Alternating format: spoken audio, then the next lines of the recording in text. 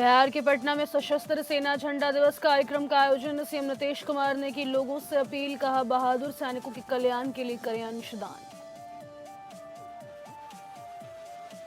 झारखंड के देवघर में बीजेपी के भाव कार्यालय जेपी नड्डा ने किया उद्घाटन। जेपी नड्डा ने जेएमएम और कांग्रेस पर बोला हमला, जेएमएम और कांग्रेस परिवार की राजनीति करती है। नवी मुंबई के दौरे पर आए महाराष्ट्र के मंत्री मुशर्रफ गोकुल के दही प्लांट को किया उद्घाटन, कहा गोकुल को राज्य दूध उत्पादक संघ का मिले दर्जा। बिहार के मोतिहारी में हेडमास्टर सहित 6 शिक्षकों को ग्रामीण ने बनाया बंधक। छात्र को शव मिलने के बाद नाराज थे ग्रामीण। और बिहार के भागलपुर के बेहपुर में अवैध मिनी गन फैक्ट्री का भंडाफोड़, भारी मात्रा में हथियार बरामद, पुलिस ने 2 आरोपी को किया गिरफ्तार।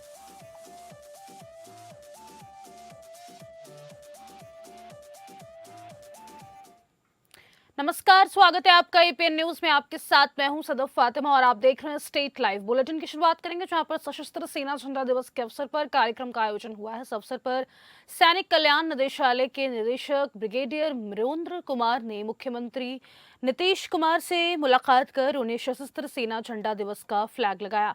मुख्यमंत्री ने इस अवसर पर Bihar state ex serviceman benevolent fund में अंशदान किया और देश के बहादुर सैनिकों के प्रति श्रद्धा और सम्मान प्रकट किया। उन्होंने कहा कि उनकी कुर्बानियों अमर है। वो अपनी जान के मूल्य पर राष्ट्र पर आए बाध्य और आंतरिक संकटों का मुकाबला बहादुरी के साथ करते हैं। इन बहादुर सैनिकों के कल्याण और पुनर्वास के लिए उन्होंने राज्यवासियों से Bihar state ex serviceman benevolent fund में अंशदान किए जाने की अपील भी की है। उन्होंने कहा कि आपका ये अंशदान बहादुर सैनिकों के प्रति कृतज्ञता होगी। इस अवसर पर जल संसाधन सह संसदीय कार्य मंत्री विजय कुमार चौधरी, गृह विभाग के अपर मुख्य सचिव अरविंद कुमार चौधरी, गृह विभाग के सचिव प्रणव कुमार, मुख्यमंत्री के सचिव डॉक्टर चंद्रशेखर सिंह, सैनिक कल्याण निदेशालय के निदेशक brigadier Mrigendra Kumar, colonel Santosh Kumar Tripathi, colonel Manoj Kumar सहित अन्य अधिकारी उपस्थित थे।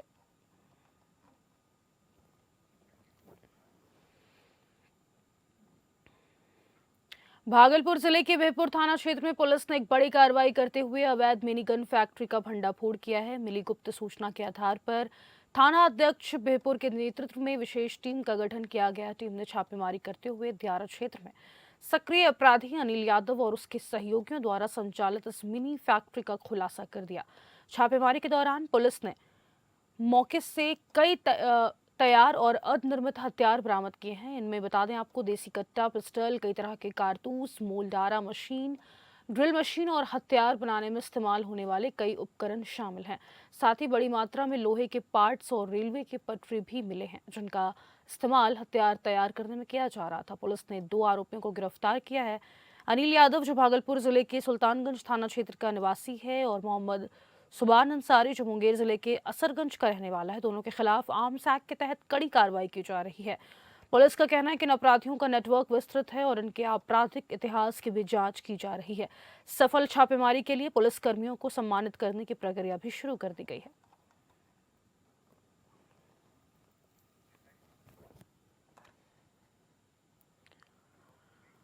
बिहार के मोतिहारी के कोटवा प्रखंड के वनकटवा मिडिल स्कूल से 5 दिन पूर्व लापता छात्र का विद्यालय कैंपस के तालाब से शव मिलने से ग्रामीण काफी ज्यादा आक्रोशित हो गए हैं।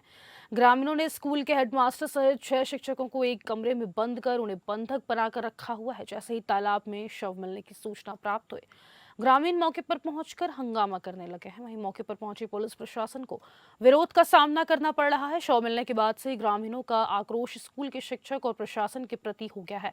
ग्रामीण बच्चों की हत्या कर शव को फेंकने का आरोप लगा रहे हैं। बता दें कि 5 दिन पहले छात्र स्कूल से लापता हुआ था, जिसके बाद से अभिभावक ने कोटवा थाना में बच्चे के स्कूल से लापता होने की सूचना दी थी, जिसमें बताया गया था कि मंगलवार को छात्र रवि कुमार पढ़ने के लिए स्कूल गया, लेकिन शाम में लौटकर घर नहीं पहुंचा। शाम तक रवि घर नहीं पहुंचा तो अभिभावक को चिंता हुई, जिसके बाद वे खोजबीन में जुटे तो जानकारी प्राप्त हुई कि बच्चे का बस्ता स्कूल में ही है। इसके बाद से रवि की तलाश की जा रही थी।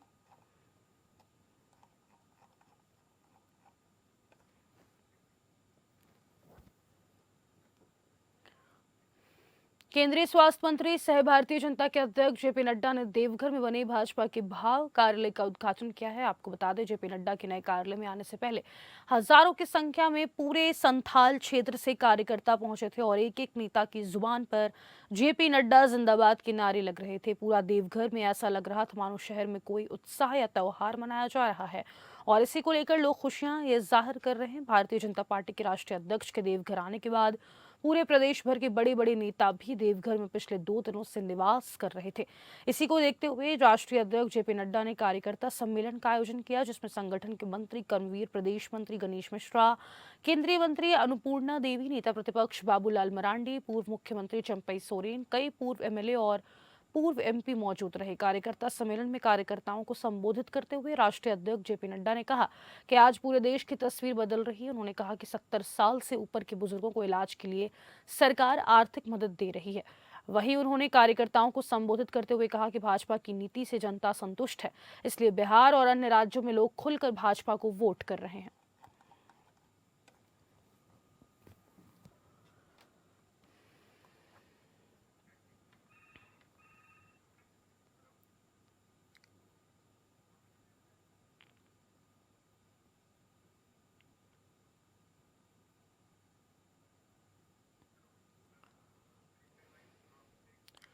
चाईबासा पुलिस ने कामयाबी हासिल की है। पुलिस ने साइबर ठगों की खुलासा किया है। बता दें कि जीवन प्रमाण पत्र अपडेट कराने के नाम पर साइबर ठग लाखों की ठगी करता था। साइबर अपराधियों ने कुल 16,92,000 रुपए की ठगी की है। पुलिस ने कार्रवाई करते हुए सकीर अंसारी को गिरफ्तार किया। गिरफ्तार अभियुक्त के पास से कांड में प्रयुक्त मोबाइल जब्त किया गया। आरोपी ने साइबर ठगी में अपनी भूमिका स्वीकार की है। इस कांड में अन्य साइबर अपराधियों की भूमिका की बात की है। पुलिस अन्य अपराधियों की तलाश जारी कर चुकी है। जल्द फरार अपराधियों को गिरफ्तार कर जेल भेजा जाएगा।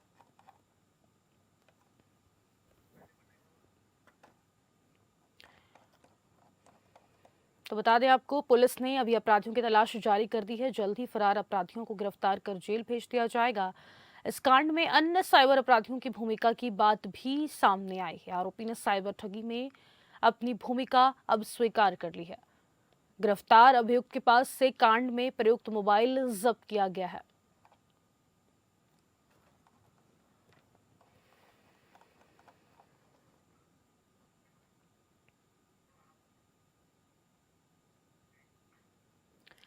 चाईबासा में 2 महीने के अंदर 3 चोरी की घटनाओं को अंजाम देने वाले 3 अपराधियों को चाईबासा पुलिस ने गिरफ्तार करके जेल भेज दिया है। आपको बता दें, इन तीनों ने चाईबासा के अंदर बाजार के शराब दुकान, डुंगरी शराब दुकान और मधु बाजार के आलू गद्दी में चोरी को अंजाम दिया था।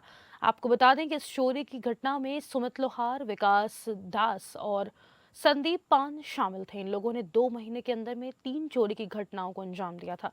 सभी अपराधी ने पुलिस के सामने अपना जुर्म स्वीकार कर लिया। वहीं गिरफ्तारी के पश्चात सुमित लोहार के पास से 1600, विकास दास के पास से 700 और संदीप पान के पास से 650 रुपए जब्त किए गए हैं। इन अपराधियों को पकड़ने में सदर थाना प्रभारी तरुण कुमार, पंकज कुमार चौधरी, सुनील कुमार चौधरी, मेघनाथ मंडल, केशव कुमार मेहता, जीतू करमाली और सदर थाना के पुलिसकर्मी शामिल थे।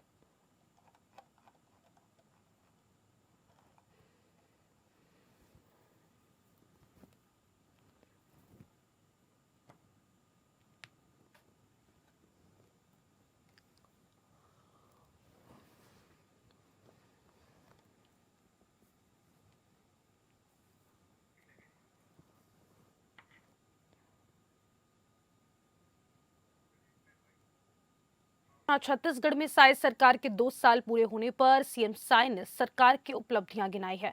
आपको बता दें, मुख्यमंत्री विष्णुदेव साय ने कहा कि हमारी सरकार के 2 साल का कार्यकाल ऐतिहासिक रहा है। छत्तीसगढ़ के विकास में सबसे बड़ी बाधा रहे नक्सलवाद को समाप्त करने में भी हम कामयाब हो रहे हैं। 2 साल का अपना कार्यकाल ऐतिहासिक ही कहना चाहिए, क्योंकि जो सबसे बड़ी बाधा वहाँ थी छत्तीसगढ़ के विकास में, नक्सलवाद का, उसको हम लोग समाप्त करने में कामयाब हुए हैं। डबल इंजन की सरकार के कारण भी और हमारे जवानों के उद्यम साहस के कारण नक्सलवाद अंतिम सांसें ले रहा है। और माननीय प्रधानमंत्री जी, माननीय गृह मंत्री जी का संकल्प भी है कि 31 मार्च 2026 तक पूरे देश से नक्सलवाद को समाप्त करना और उनका संकल्प पूरा होते दिख रहा है। उसके बाद छत्तीसगढ़ में और विशेषकर बस्तर क्षेत्र में भी जो वर्षों से विकास की दृष्टि से अछूता रहा, वहां भी विकास की गंगा बहेगी। बीजेपी सांसद संतोष पांडे ने शुक्रवार को लोकसभा में चर्चा में हिस्सा लेते हुए कहा कि मैं छत्तीसगढ़ की ओर से सरगुजा से लेकर के पूरे बस्तर संपूर्ण छत्तीसगढ़ की ओर से देश के प्रधानमंत्री नरेंद्र मोदी और गृह मंत्री अमित शाह के प्रति कृतज्ञता ज्ञापित करने के लिए खड़ा हुआ हूं। भारत के इतिहास में आंतरिक सुरक्षा पर जब भी लिखा जाएगा, शोध किया जाएगा, तो मोदी और शाह का नाम स्वर्ण अक्षरों में लिखा जाएगा। उन्होंने समयबद्ध मोटिव के तहत लक्ष्य निर्धारित करके माओवाद, लाल आतंक का खात्मा किया है।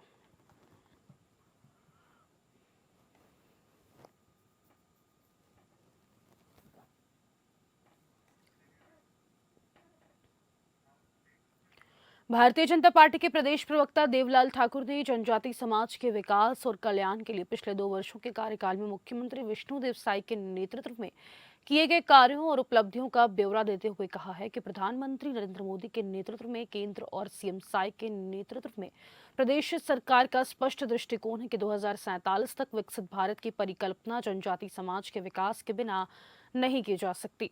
वहीं देवीलाल ठाकुर ने कहा कि इस लिहाज से प्रदेश में भाजपा सरकार के 2 वर्षों का कार्यकाल सुशासन का रहा है।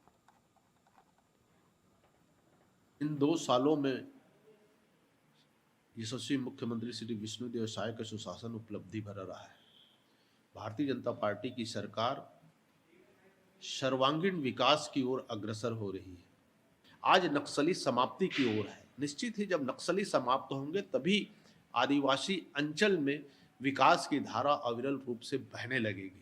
आज जनजाति वर्ग के विकास के लिए हमारे मुख्यमंत्री ने उनको आर्थिक रूप से सक्षम करने के लिए जो तेंदुपत्ता का मूल्य, संग्रहण मूल्य जो निर्धारित 5500 रुपये के हिसाब से आज उनको मिल रहा है। यशस्वी मुख्यमंत्री सुशासन में जनजाति वर्ग के मन में एक विश्वास जगा है, तभी नक्सली क्षेत्रों में इतने बड़े पैमाने पर वहां पर नक्सली आत्मसमर्पण कर रहे हैं। ये कहीं ना कहीं हमारे यशस्वी मुख्यमंत्री जी के कार्यों पर एक हस्ताक्षर है कि उनके सुशासन में हम सुरक्षित रहेंगे, हमारा अधिकार सुरक्षित रहेगा, जल जमीन जंगल सुरक्षित रहेगा, हम शिक्षित होंगे और रोजगार की ओर आगे बढ़ेंगे। ऐसा जनजाति क्षेत्र में आदिवासियों के मन में एक विश्वास पैदा हुआ है माननीय मुख्यमंत्री श्री विष्णुदेव साय के लिए।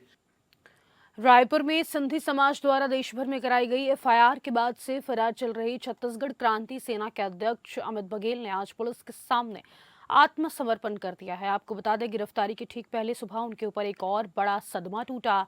उनकी माता जी का निधन हो गया, जिसके कारण वे अंतिम समय में उनके पास नहीं रह सके। अमित बघेल की गिरफ्तारी और उनकी मां के निधन की खबर सामने आते ही छत्तीसगढ़ क्रांति सेना और जोहार पार्टी के लोग भारी संख्या में राजधानी रायपुर पहुंच गए। आमापारा में कलेक्ट्रेट तक एक विशाल रैली निकाली गई, जिसमें हजारों की भीड़ शामिल रही। रैली के दौरान छत्तीसगढ़ क्रांति सेना और सिंधी समाज के लोगों के बीच जमकर छूमा छटकी की स्थिति बनी।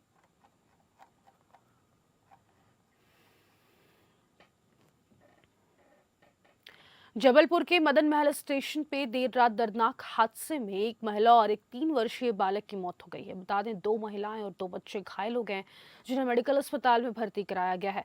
बताया जा रहा है कि इलाज के दौरान पुष्पा सोंधिया और 3 साल के बालक राजवीर की इलाज के दौरान मौत हो गई। वहीं सूचना पर पहुंची पुलिस और जीआरपी के द्वारा मामले को लेकर जांच की जा रही है। एडिशनल एसपी पल्लवी शुक्ला ने बताया कि जिस दौरान यह हादसा हुआ उस समय प्लेटफॉर्म में ना जीआरपी बल ना ही आरपीएफ का बल मौजूद था। वहीं इसको एक बड़ी लापरवाही के रूप में देखा जा रहा है।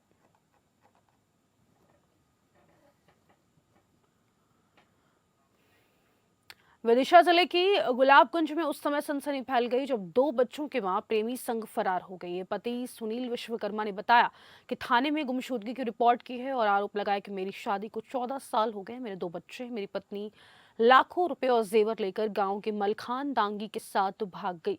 महिला के जाने से घर में मौजूद लड़की और परिवार परेशान है और पति लगातार पुलिस से मदद की उम्मीद कर रहा है। वहीं स्थानीय लोगों में भी इस घटना को लेकर चर्चा बनी हुई है। वहीं पुलिस भी आरोपी युवक और महिला के संभावित लोकेशन का पता लगाने में जुटी हुई है।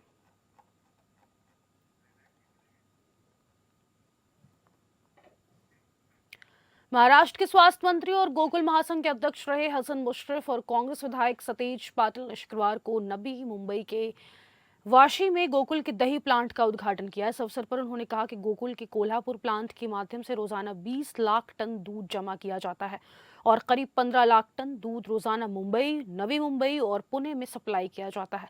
इसलिए हमारी मांग है कि गोकुल को राज्य दूध उत्पादक संघ का दर्जा मिले और हमें उसी तरह की सब्सिडी मिले जैसी कर्नाटक में नंदिनी दुग्ध उत्पादक संघ को मिलती है।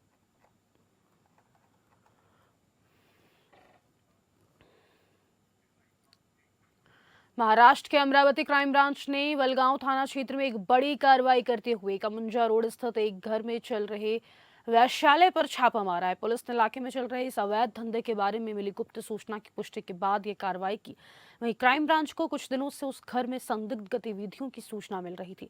इसके बाद क्राइम ब्रांच के पुलिस इंस्पेक्टर संदीप चौहान के नेतृत्व में एक विशेष टीम का गठन किया गया। घटनास्थल की जांच के बाद क्राइम ब्रांच ने सभी संबंधित लोगों के खिलाफ मामला दर्ज करने की प्रक्रिया शुरू कर दी है।